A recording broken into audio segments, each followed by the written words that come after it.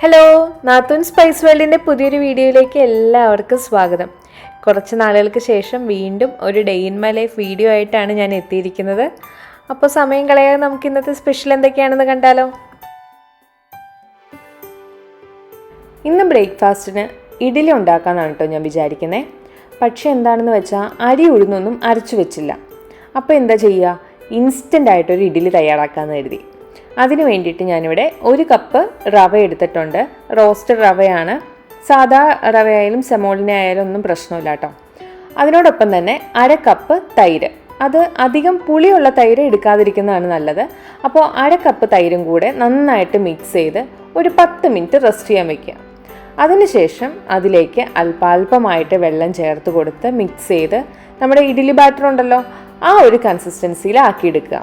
അപ്പോൾ വെള്ളം അല്പാൽപമായിട്ട് ചേർത്ത് കൊടുക്കണം. കാരണം ഈ ബാറ്റർ എങ്ങാനും കുറച്ച് ലൂസായി പോയിട്ടുണ്ടെങ്കിൽ നമ്മൾ വിചാരിക്കുന്ന പോലെ ഇഡ്ഡലി റെഡിയായി വരത്തില്ല. അപ്പോൾ അതൊന്ന് ശ്രദ്ധിച്ചാൽ മതി. കുറച്ചായിട്ട് വെള്ളം ചേർത്ത് നമുക്ക് ഇഡ്ഡലി ബാറ്ററിൻ്റെ കൺസിസ്റ്റൻസി ആക്കിയെടുക്കാം. അപ്പോൾ റവയുടെ പ്രത്യേകം നിങ്ങൾക്ക് അറിയായിരിക്കും, വെള്ളം ചേർക്കുന്നതോടും കുറച്ചുകൂടി അതിങ്ങനെ തിക്കായിട്ട് വരും. അപ്പോൾ അത് നോക്കി വേണം നമ്മൾ ചേർക്കാനായിട്ട്. അതേപോലെ തന്നെ ആവശ്യത്തിന് ഉപ്പും നമുക്ക് ഈ സമയത്ത് ചേർത്ത് കൊടുക്കാം.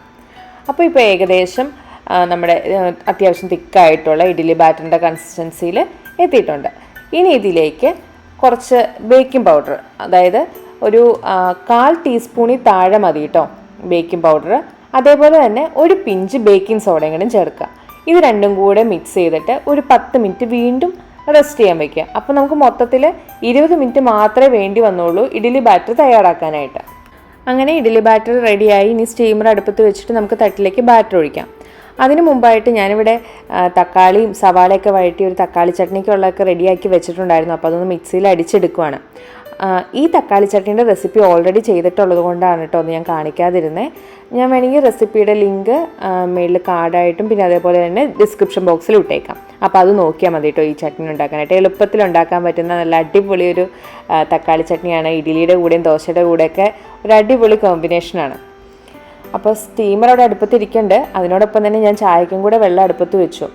ഈ ഇഡ്ഡലി ചെമ്പ് അടുപ്പത്ത് വയ്ക്കുമ്പോൾ ഒരുപാട് വെള്ളമൊന്നും ഒഴിക്കേണ്ട ആവശ്യമില്ല കേട്ടോ. 1 ഗ്ലാസ് വെള്ളം മതി.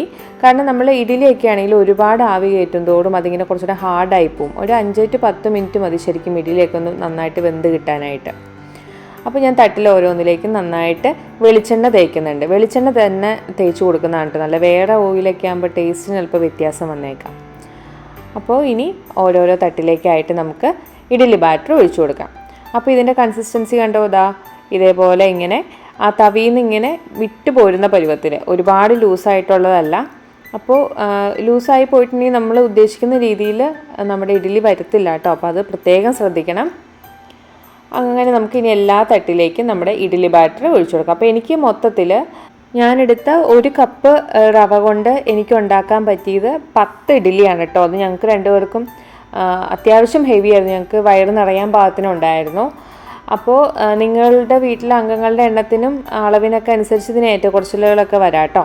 ഇനി നമുക്ക് ഇഡ്ഡലി തട്ട് ആവി കയറ്റാനായിട്ട് വയ്ക്കാം. അപ്പോൾ ഞാൻ ആദ്യമേ പറഞ്ഞല്ലോ 5 to 10 മിനിറ്റ് കൂടുതൽ ആവി കയറ്റാതിരിക്കുന്നതാണ് കേട്ടോ നല്ലത്. അപ്പോൾ എൻ്റെ ഇഡ്ഡലി ചെമ്പിന് ഇങ്ങനെ ആ ഒരു വിസിലുള്ളത് കൊണ്ട് കറക്റ്റ് എയർ കയറി ആ പാകമായി കഴിയുമ്പോൾ വിസിൽ കേൾക്കും. അപ്പം അങ്ങനത്തെ ഇഡ്ഡലി ചെമ്പ് അല്ലെങ്കിൽ പോലും നിങ്ങളൊന്ന് ടൈമർ എന്തെങ്കിലും വെച്ച് ഒരു 5 to 10 മിനിറ്റിനുള്ളിൽ ഗ്യാസ് ഓഫ് ചെയ്യുന്നതാണ് നല്ലത്. അല്ലെങ്കിൽ നമ്മുടെ ഇഡ്ഡലി സോഫ്റ്റ് ആവാതെ ഭയങ്കര ഇങ്ങനെ കട്ടിയായിട്ടിരിക്കും. ഇപ്പോൾ ഇതാ നമ്മുടെ പഞ്ഞ് പോലെ സോഫ്റ്റ് ആയിട്ടുള്ള റവ ഇഡ്ഡലി റെഡിയായി വന്നിട്ടുണ്ട്. ആ തട്ടിൽ നിന്ന് വിട്ടുപോരുന്ന കണ്ടോ, ജസ്റ്റ് ഒന്ന് തൊട്ട് കൊടുത്താൽ മാത്രം മതിയായിരുന്നു. എളുപ്പത്തിൽ ഉണ്ടാക്കാൻ പറ്റുന്ന ഒരു ഇഡ്ഡലിയാണ് കേട്ടോ. പക്ഷേ നമ്മുടെ അരിയും ഉഴുന്നൊക്കെ അരച്ചുണ്ടാക്കുന്ന ഇഡ്ഡലിയുടെ ടേസ്റ്റ് ഉണ്ടോയെന്ന് ചോദിച്ചാൽ അതെന്തായാലും ഉണ്ടാവത്തില്ലല്ലോ. ഇത് റവ കൊണ്ട് ഉണ്ടാക്കിയതാണ്. എങ്കിൽ പോലും നല്ല അടിപൊളി ഇഡ്ഡലി തന്നെയാണ്. അപ്പോൾ എല്ലാവരും ഒന്ന് ട്രൈ ചെയ്ത് നോക്കണം കേട്ടോ. പൊതുവേ പുറത്തൊക്കെ ഉള്ളവർ അധികം ദോശയും ഇഡ്ഡലിയൊക്കെ ഉണ്ടാക്കാതിരിക്കുന്നതിനുള്ള പ്രധാനപ്പെട്ട കാരണം അവിടുത്തെ കാലാവസ്ഥയായിരിക്കും. കാരണം പുളിച്ച് കിട്ടാനൊക്കെ പാടല്ലേ. പക്ഷേ ഇതാകുമ്പോൾ നമുക്കങ്ങനെ പുളിപ്പിക്കൊന്നും വേണ്ട, പെട്ടെന്ന് ഉണ്ടാക്കിയെടുക്കാൻ പറ്റും. അപ്പോൾ എല്ലാവരും ഇതൊന്ന് ട്രൈ ചെയ്ത് നോക്കണം കേട്ടോ. അപ്പോൾ ഞാൻ തക്കാളി ചട്നിയൊക്കെ കൂട്ടി ഇഡ്ഡലി കഴിക്കാൻ പോവുകയാണേ. ഈ തക്കാളി ചട്നി റവ ഇഡ്ഡലിയുടെ കൂടെ നല്ലൊരു കോമ്പിനേഷനാണ് കേട്ടോ. കാരണം തക്കാളി ഉണ്ട്, ഉള്ളിയുണ്ട്, അതേപോലെ തന്നെ നമ്മൾ അരയ്ക്കാൻ നേരത്ത് കുറച്ച് പഞ്ചസാരയൊക്കെ ചേർക്കുന്നതുകൊണ്ട് ചെറിയൊരു മധുരവും പുളിയും അതിനോടൊപ്പം ആ ഇഡ്ഡലിയുടെ ടേസ്റ്റ് ഇങ്ങനെ വരുമ്പോൾ നല്ല അടിപൊളി കോമ്പിനേഷനാണ്. നിങ്ങളിത് ട്രൈ ചെയ്തിട്ടില്ലെങ്കിൽ ട്രൈ ചെയ്ത് നോക്കണം കേട്ടോ. അപ്പോൾ ഇനി തലേന്ന് അരി ഉഴുന്നൊന്നും അരച്ചു വെച്ചില്ലോ, ഇനി എങ്ങനെ രാവിലെ ഇഡ്ഡലി ഉണ്ടാക്കുക എന്ന് ഓർത്ത് ടെൻഷൻ അടിക്കേണ്ട. ഇത് ഉണ്ടാക്കാൻ ആകെ കൂടി 20 മിനിറ്റ് പോലെ. അതേപോലെ തന്നെ റവ കൊണ്ട് ദോശ ഉണ്ടാക്കട്ടെ, നല്ല ക്രിസ്പി ദോശ. അതിൻ്റെ റെസിപ്പി നമ്മൾ ഓൾറെഡി ഇട്ടിട്ടുണ്ടായിരുന്നു. അപ്പോൾ അതിൻ്റെ ലിങ്ക് ഞാൻ ഇവിടെ കാർഡിലും അതേപോലെ തന്നെ താഴെ ഡിസ്ക്രിപ്ഷൻ ബോക്സിൽ ഇട്ടേക്കാം കേട്ടോ. അപ്പോൾ ഇനി നമുക്ക് ഉച്ചയൂണിനുള്ള പരിപാടികൾ നോക്കാം. അരി അവിടെ ഓൾറെഡി അടുപ്പത്ത് ഇട്ടിട്ടുണ്ട്.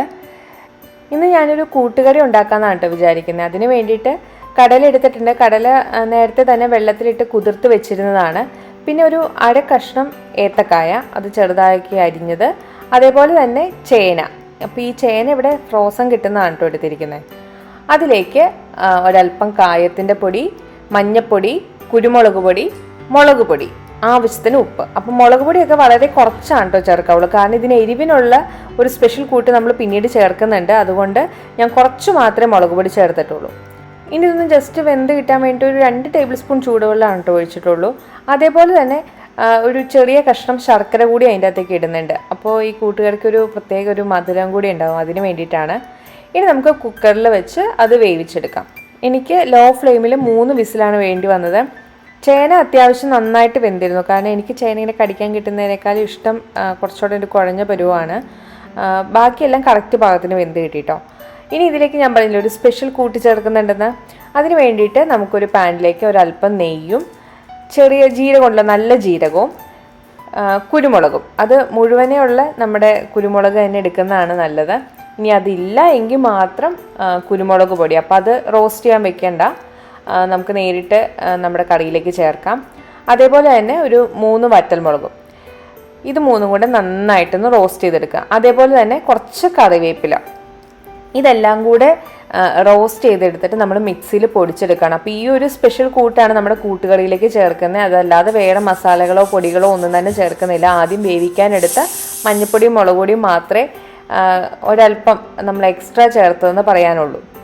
അതേപോലെ തന്നെ ഞാൻ ഇന്ന് ഉരുളക്കിഴങ്ങ് കൊണ്ട് ഒരു കറി ഉണ്ടാക്കാമെന്ന് വിചാരിക്കുന്നുണ്ട്. നമ്മളിപ്പോൾ നൊയമ്പൊക്കെ ആണെന്ന് അറിയാലോ, അതുകൊണ്ട് നോൺ വെജ് ഒന്നും നമ്മൾ കഴിക്കുന്നില്ല. എന്നാൽ നോൺ വെജിൻ്റെ രുചി തന്നെ ഒരു ഉരുളക്കിഴങ്ങ് കറി ഉണ്ടാക്കാമെന്ന് എഴുതി. ഇപ്പോൾ ചിക്കനൊന്നും ഇല്ലെങ്കിലും ചിക്കൻ കറിയുടെ രുചിയിലൊരു ഉരുളക്കിഴങ്ങ് കറി എന്ന് വേണമെങ്കിൽ പറയാം. അപ്പോൾ അതിന് വേണ്ടിയിട്ട് ആദ്യം ഞാൻ ജിഞ്ചർ ഗാർലിക് പേസ്റ്റ് ഒന്ന് നന്നായിട്ട് വഴറ്റിയെടുത്തു. അതിലേക്ക് സവാളയും പച്ചമുളകും കൂടി ഇട്ട് നന്നായിട്ടൊന്ന് വഴറ്റിയെടുക്കുക. ഇനി ഇത് നന്നായിട്ട് വഴണ്ട് വരട്ടെ. അതേപോലെ തന്നെ ഈ സമയത്ത് നമുക്ക് കറിവേപ്പില ചേർത്ത് കൊടുക്കാം. ഉള്ളി നന്നായിട്ട് വഴണ്ട് ഒരു ലൈറ്റ് ബ്രൗൺ കളർ ആവുന്ന വരെ വഴറ്റിയെടുത്ത ശേഷം നമുക്ക് അതിൻ്റെ അകത്തേക്ക് തക്കാളി ചേർത്ത് കൊടുക്കാം. അതേപോലെ തന്നെ ആവശ്യത്തിന് ഉപ്പും ഈ സമയത്ത് ചേർത്ത് കൊടുത്തിട്ട് ഇനി നന്നായിട്ടൊന്ന് വഴറ്റിയെടുക്കണം. തക്കാളിയൊക്കെ ഉടഞ്ഞ് നന്നായിട്ട് വഴണ്ട് കിട്ടണം കേട്ടോ. അപ്പോൾ നമുക്കൊന്ന് മൂടി വയ്ക്കാം, അപ്പോൾ പെട്ടെന്ന് വെന്ത് കിട്ടും. ഇടയ്ക്ക് മൂടി ഒന്ന് തുറന്ന് ഇളക്കി കൊടുക്കാൻ മറക്കണ്ട കേട്ടോ, അല്ലെങ്കിൽ ചിലപ്പോൾ അടിക്ക് പിടിക്കാൻ ചാൻസ് ഉണ്ട്. അതേപോലെ നമ്മുടെ പെസഹ വ്യാഴവും ഈസ്റ്ററൊക്കെ അടുത്തുകൊണ്ടിരിക്കുകയാണല്ലേ. പെസഹ വ്യാഴത്തിന് തയ്യാറാക്കുന്ന അപ്പവും പാലിൻ്റെയൊക്കെ റെസിപ്പി നമ്മളിവിടെ 40-ാം വെള്ളിയാഴ്ച ഉണ്ടാക്കിയപ്പോൾ എടുത്തു വെച്ചിരുന്നത് അപ്ലോഡ് ചെയ്തിട്ടുണ്ട്. അപ്പോൾ ഇത്തവണ ഞങ്ങളുടെ റെസിപ്പിയിലൊക്കെ ഒന്ന് ട്രൈ ചെയ്ത് നോക്കട്ടോ. അതേപോലെ തന്നെ ഈസ്റ്റർ സ്പെഷ്യൽ ലഞ്ച് മെനു നമ്മൾ ഓൾറെഡി അപ്ലോഡ് ചെയ്തിട്ടുണ്ട്. ഈ ചാൻ സ്പെഷ്യൽ പിടിയും കോഴിക്കടയൊക്കെ ഉണ്ട്, അപ്പോൾ കാണാത്തവർ പോയി കാണുക. അപ്പോൾ അതെല്ലാം അവിടെ നിൽക്കട്ടെ, നമുക്ക് നമ്മുടെ റെസിപ്പി നോക്കാം. അപ്പോൾ ഇനി നമുക്ക് ഇതിൻ്റെ അകത്തേക്ക് പൊടികളാണ് ചേർത്ത് കൊടുക്കേണ്ടത്. ഞാനിവിടെ മഞ്ഞൾപ്പൊടിയും മുളക് പൊടിയും മല്ലിപ്പൊടിയും ചിക്കൻ മസാലയും ഇതെല്ലാം കൂടെ മിക്സ് ചെയ്തിട്ട് ഡ്രൈ റോസ്റ്റ് ചെയ്ത് വെച്ചിരുന്ന പൊടി എൻ്റെ കയ്യിലുണ്ടായിരുന്നു. അപ്പോൾ അതാണ് ഞാൻ ചേർത്ത് കൊടുത്തത്. അപ്പോൾ നമ്മുടെ ഈസ്റ്റർ സ്പെഷ്യൽ ലഞ്ച് മെനു തയ്യാറാക്കിയെന്ന് പറയില്ല, അന്ന് ചൂടാക്കിയ പൊടിയിൽ ബാക്കി വന്നതാണ് ഞാനിപ്പോൾ ചേർത്ത് കൊടുത്തത്. നിങ്ങൾക്ക് അതല്ലാതെ സെപ്പറേറ്റ് മഞ്ഞൾപ്പൊടിയും മുളക് പൊടിയും മല്ലിപ്പൊടിയും ചിക്കൻ മസാലയും ചേർത്ത് കൊടുക്കാം കേട്ടോ. അതേപോലെ തന്നെ പൊടിയുടെ പച്ചമണം മാറിക്കഴിയുമ്പോൾ നമുക്ക് അതിൻ്റെ അകത്തേക്ക് ഉരുളക്കിഴങ്ങ് ചേർക്കാം. ഓൾറെഡി ഡ്രൈ റോസ്റ്റ് ചെയ്ത് വെച്ചിരുന്ന പൊടി ആയതുകൊണ്ട് ഒരുപാടൊന്നും വഴറ്റേണ്ടി വന്നില്ല. അപ്പോൾ ഇനി ഉരുളക്കിഴങ്ങ് നമുക്ക് വേവിച്ചെടുക്കണമല്ലോ, അപ്പോൾ എളുപ്പത്തിന് വേവിച്ചെടുക്കാൻ കുക്കറിൽ വേവിക്കുന്നതാണ് നല്ലത്. അപ്പോൾ ഈ വഴറ്റി വെച്ചിരിക്കുന്ന കൂട്ടെല്ലാം കൂടെ ഞാൻ കുക്കറിലേക്ക് ഇട്ടു. അതേപോലെ തന്നെ കുറച്ച് വെള്ളം ഒഴിച്ചു, കാരണം നമ്മുടെ കറിക്ക് അത്യാവശ്യം ഗ്രേവി വേണമല്ലോ, അതിന് വേണ്ടിയിട്ടാണ് വെള്ളം കൂടെ ചേർത്തിട്ടുണ്ട്. ഇനി കുക്കറിൽ ഒറ്റ വിസിൽ മതി കേട്ടോ, അതിനുള്ളിൽ തന്നെ നന്നായിട്ട് വെന്ത് കിട്ടും. അപ്പോൾ എളുപ്പപ്പണിയല്ലേ. നിങ്ങൾക്കിത് വേണമെങ്കിൽ ഈ വഴറ്റിയത് മുതലുള്ള എല്ലാം കുക്കറിൽ ചെയ്യാം കേട്ടോ. ഞാൻ ഈ കുക്കറിൽ കാണിക്കാതിരുന്നതിന് കാരണം എൻ്റെ കുക്കറിന് വാവട്ടം കുറവ്, അപ്പം നമ്മളതിനകത്തേക്ക് ചേർക്കുന്നൊന്നും നിങ്ങൾക്ക് കാണാൻ പറ്റിയില്ലെങ്കിലൊന്ന് ഓർത്തിട്ടാണ് ഞാൻ വേറൊരു പാത്രത്തിൽ വഴറ്റിയിട്ട് കുക്കറിലേക്ക് മാറ്റിയത്. ഇത് വേണമെങ്കിൽ 1 പോട്ട് പോലും ഉണ്ടാക്കാവുന്നതാണ്. ആ കുക്കറിൽ തന്നെ വഴറ്റിയിട്ട് അതിൻ്റെ അകത്ത് തന്നെ വേവിച്ചെടുത്താൽ മതി, അതാണ് എളുപ്പം. അപ്പോൾ ഞാൻ നിങ്ങൾക്ക് കാണിക്കാൻ വേണ്ടിയിട്ട് വേറൊരു പാത്രത്തിൽ വഴറ്റിയെന്ന് മാത്രമേ ഉള്ളൂ കേട്ടോ. അപ്പോൾ ഈ സമയത്ത് നമ്മൾ ഡ്രൈ റോസ്റ്റ് ചെയ്ത് വെച്ചിരുന്ന ജീരകവും കുരുമുളകും വറ്റൽമുളകൊക്കെ കൂടെ നമ്മൾ മിക്സിയുടെ ചെറിയ ജാറിൽ നന്നായിട്ട് പൊടിച്ചെടുത്തു. അതേപോലെ തന്നെ നമുക്ക് കൂട്ടുകറിയിൽ ഒഴിച്ചുകൂടാനാവാത്തതാണ് നമ്മുടെ തേങ്ങ. ആ തേങ്ങ ഒന്ന് നമ്മൾ വറുത്തിട്ട് ചേർക്കുമ്പോൾ അതിൻ്റെ അകത്ത് ഇടയ്ക്ക് ഇങ്ങനെ കടിക്കാൻ കിട്ടുന്ന നല്ല ടേസ്റ്റാണല്ലേ. അപ്പോൾ അതിനൊപ്പം കുറച്ച് ഉഴുന്ന് പരിപ്പ് കൂടെ ചേർക്കുക. എന്നിട്ട് നന്നായിട്ടൊന്ന് ഡ്രൈ റോസ്റ്റ് ചെയ്തെടുക്കുക. നമ്മൾ വറുത്തര ചേർക്കില്ലേ എന്ന് പറഞ്ഞാൽ അരയ്ക്കുന്നതിന് മുമ്പുള്ള ആ ഒരു പരുവം അതേപോലെ നമ്മൾ റോസ്റ്റ് ചെയ്തെടുക്കണം. എന്നിട്ട് ഇത് നേരിട്ട് നമ്മുടെ കറിയിലേക്ക് ചേർക്കുകയാണ് ചെയ്യുന്നത്. ഇതിനെ അരയ്ക്കുന്നൊന്നുമില്ല. ആ ഒരു വറുത്ത തേങ്ങ കടിക്കാൻ കിട്ടുന്നതാണ് ആ കൂട്ടുകറിയുടെ ഒരു ടേസ്റ്റ്. അപ്പോൾ നമ്മുടെ ഈ കൂട്ടുകറി കുറച്ച് ഡ്രൈ ആയിട്ടുള്ള കറിയാണ്. സാരമില്ല, നമുക്ക് നമ്മുടെ ചിക്കൻ കറി ഉണ്ടല്ലോ ഒഴിച്ച് കറിയായിട്ട്. ഞാൻ ആദ്യം പൊടിച്ചു വെച്ചിരുന്ന കുരുമുളക്, ജീരകം, വറ്റൽമുളകിൻ്റെ പൊടി മൊത്തം എനിക്ക് ഈ കറിയിലേക്ക് വേണ്ടി വന്നില്ല കേട്ടോ. കാരണം നമ്മൾ ഈ മിക്സിയിൽ കുറച്ച് അളവിലായിട്ട് പൊടിച്ചെടുക്കാൻ പാടാണ്. അതുകൊണ്ടാണ് ഞാൻ കുറച്ചധികം വറുത്ത് വെച്ചത്. എന്നിട്ട് നമ്മളതൊരു ബാക്കി വരുന്ന പൊടി വായു കയറാത്തൊരു ഡപ്പിയിലെടുത്ത് സൂക്ഷിച്ചു വെച്ചാൽ മതി. പിന്നീട് കറി ഉണ്ടാക്കുമ്പോൾ നമുക്ക് വീണ്ടും ഡ്രൈ റോസ്റ്റ് ചെയ്യേണ്ട കാര്യമില്ല. അപ്പോൾ അതിൽ നിന്ന് അല്പം മാത്രം പൊടിയെടുത്ത് ഞാനിതിലേക്ക് ചേർത്ത് കൊടുത്തു. ചേന നന്നായിട്ട് ഉടഞ്ഞിട്ടുണ്ട് കണ്ടോ. എനിക്ക് ആ ചേന അങ്ങനെ കടിക്കാൻ കിട്ടുന്ന ഇഷ്ടമല്ല, അതുകൊണ്ടാണ് ഞാൻ ചേന ഒപ്പത്തിനൊപ്പം ഇട്ട് വേവിച്ചെടുത്തത്. അല്ല, നിങ്ങൾക്ക് ചേന കടിക്കാനൊക്കെ ഇഷ്ടമുണ്ടെങ്കിൽ 2 വിസിൽ കഴിഞ്ഞിട്ട് പിന്നീട് ചേന ചേർത്ത് കൊടുത്താൽ മതി കേട്ടോ. അപ്പോൾ ഇത് നമ്മൾ തേങ്ങയും ചേർത്ത് കൊടുത്തു, റോസ്റ്റ് ചെയ്ത് വെച്ചിരുന്ന. അങ്ങനെ എളുപ്പത്തിലൊരു കൂട്ടുകറി തയ്യാറായി കഴിഞ്ഞു. ഇനി നമുക്ക് നമ്മുടെ കിഴങ്ങ് കറിയിലേക്ക് തേങ്ങാപ്പാൽ ചേർക്കാം. അപ്പോൾ ഞാൻ കുക്കറിൽ ഒരു വിസിൽ കേട്ട് കഴിഞ്ഞപ്പോൾ അതിൽ നിന്ന് വീണ്ടും ആദ്യം ഉപയോഗിച്ച അതേ പാനിലേക്ക് തന്നെ ആക്കി. കാരണം ഞാൻ ആദ്യം പറഞ്ഞല്ലോ കുക്കറിന് വാവട്ടം കുറവായതുകൊണ്ട് ഞാൻ അതിനകത്തേക്ക് ചേർക്കുന്നത് ഇളക്കുന്നതൊന്നും നിങ്ങൾക്ക് കാണാൻ പറ്റില്ല, അതുകൊണ്ടാണ് കേട്ടോ. അപ്പോൾ ഞാനൊരു 1/2 കപ്പ് തേങ്ങാപ്പാലാണ് ചേർത്തത്. അത് തന്നെ ധാരാളമായിരുന്നു. ഇനി ഇതൊന്ന് നന്നായിട്ടൊന്ന് തിളച്ച് വന്നു കഴിഞ്ഞാൽ നമ്മുടെ ചിക്കൻ കറിയും റെഡിയായി കഴിഞ്ഞു. ഇതിലേക്ക് താളിച്ച് ചേർക്കുന്നവരൊക്കെ ഉണ്ട് കേട്ടോ, പക്ഷെ ഞാനതൊന്നും ചെയ്യുന്നില്ല. എനിക്കിങ്ങനെ തന്നെ കഴിക്കാൻ ഇഷ്ടമാണ്. അപ്പോൾ ഇനി നമുക്ക് ഉണ്ണാൻ തുടങ്ങാം. ഇന്ന് എന്ത് കറി ഉണ്ടാക്കും എന്ന് വിചാരിച്ച് ടെൻഷൻ അടിച്ചിരിക്കുന്നവർക്കൊക്കെ ഒരു സൊല്യൂഷനായെന്ന് വിചാരിക്കുന്നു. എളുപ്പത്തിലൊരു കിഴങ്ങ് കറിയും അതേപോലെ തന്നെ കൂട്ടുകറിയും തയ്യാറാക്കിയെടുത്തില്ലേ. ഇതൊരു അടിപൊളി കോമ്പിനേഷനാണ് കേട്ടോ. നിങ്ങളെല്ലാവരും ഒന്ന് ട്രൈ ചെയ്ത് നോക്കണം. നമ്മുടെ കൂട്ടുകറിയുടെ ഒരു പ്രത്യേകത എന്ന് വെച്ചാൽ ഒരു സ്പെഷ്യൽ കൂട്ടാണ് നമ്മൾ അതിൻ്റെ അതിലേക്ക് ചേർക്കുന്നത്.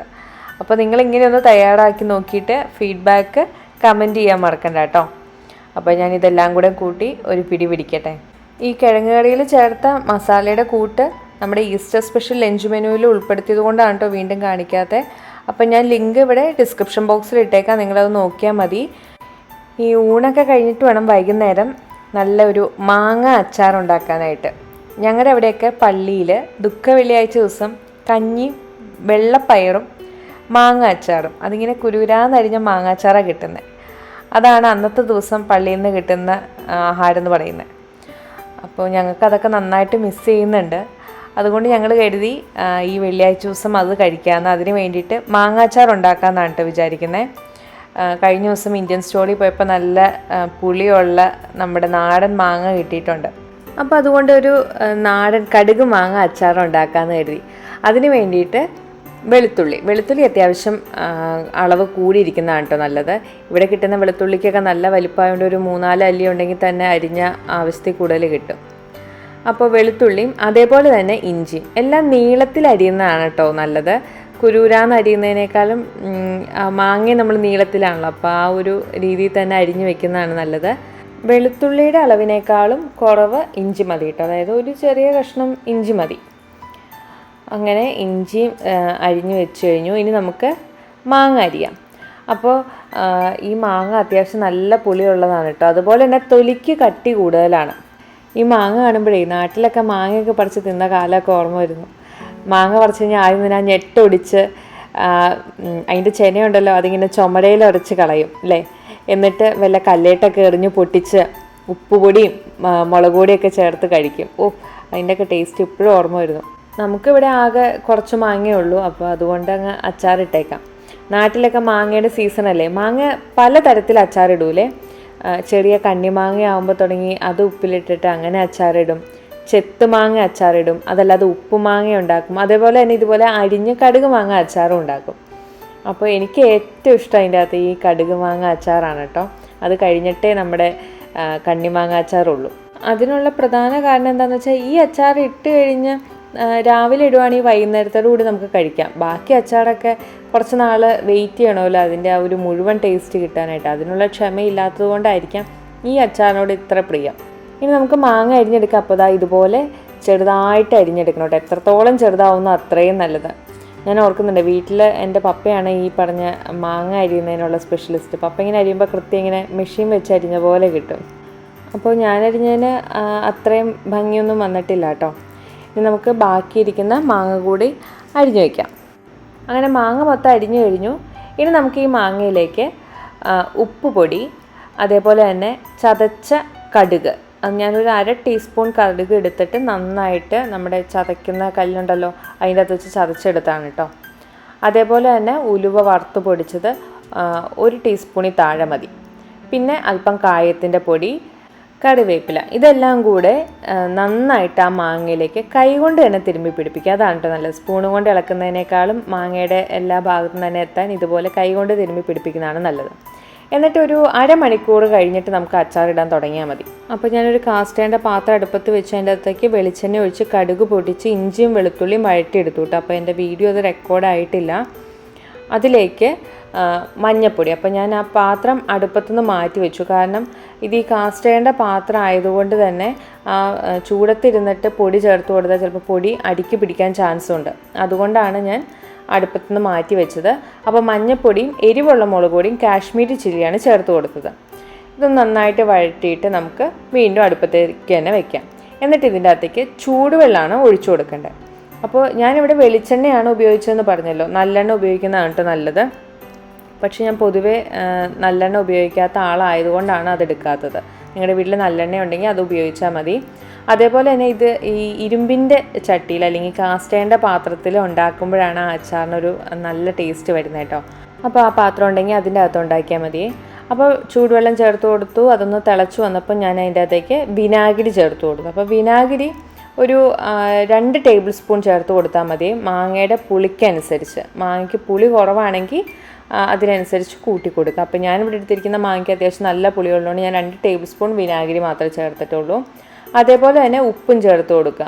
അപ്പോൾ ഉപ്പ് ചേർത്ത് കൊടുക്കുമ്പോൾ ശ്രദ്ധിക്കേണ്ട കാര്യം, നമ്മൾ മാങ്ങയിൽ ഓൾറെഡി ഉപ്പ് ചേർത്തിട്ടുണ്ട്. അപ്പോൾ അത് നോക്കിയിട്ട് വേണം ഉപ്പ് ചേർക്കാനായിട്ട്.